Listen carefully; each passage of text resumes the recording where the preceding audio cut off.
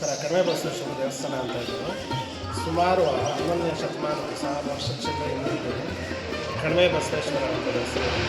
ನಂದಿ ಇಲ್ಲಿ ಸ್ವಯಂ ಉದ್ಭವ ಆಗಿ ತಾನೇ ಬೆಳೀತಾ ಇರೋವಂಥ ನಂದಿ. ಎತ್ತರ ಕಡಿಮೆ ಈಗಾಗಲೇ ಎಲ್ಲ ಆಗ್ತಾಯಿತ್ತು. ಹಿಂದಿನ ಕಾಲದ ಋಷಿಮುನಿಗಳು ಬೆನ್ಮೇಲೆ ನಾನು ಕಾರ್ಯ ಹೊಡೆದಿದ್ದೆ.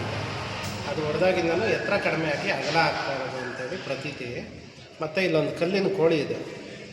ಆ ಕಲ್ಲಿನ ಕೋಳಿ ಮುಂಚೆ ಒಂದಿತ್ತು, ಕಲ್ಪನ ಮಾಡಿಬಿಟ್ಟು ಮತ್ತೆ ಸಿಗಲಿಲ್ಲ ಅಂತೇಳಿ ಹೊಸದಾಗಿ ಮಾಡಿಸಿದ್ದೀವಿ. ಆ ಕಲ್ಲಿನ ಕೋಳಿ ಕೂಗಿ ಬಸವ ಎದ್ದು ಗುಟ್ರ ಹಾಕಿದಾಗ ಕಲಿಯುಗದ ಅಂತ್ಯ ಆಗಬೇಕು ಅಂತೇಳಿ ಕಾಲಜ್ಞಾನದಲ್ಲಿ ಬರ್ತಿರೋದು. ಇದು ಇಲ್ಲಿನ ವಿಶೇಷ.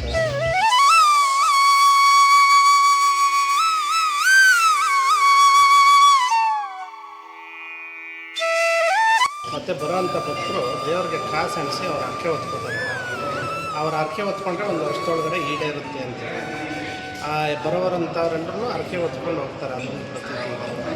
ಮತ್ತು ಕಲಿಯುಗದ ಅಂತ್ಯಕ್ಕೆ ಬಸವ ಎದ್ದು ಕೈಲಾಸಕ್ಕೆ ಹೋಗ್ತಾರೆ. ಕಲಿಯುಗ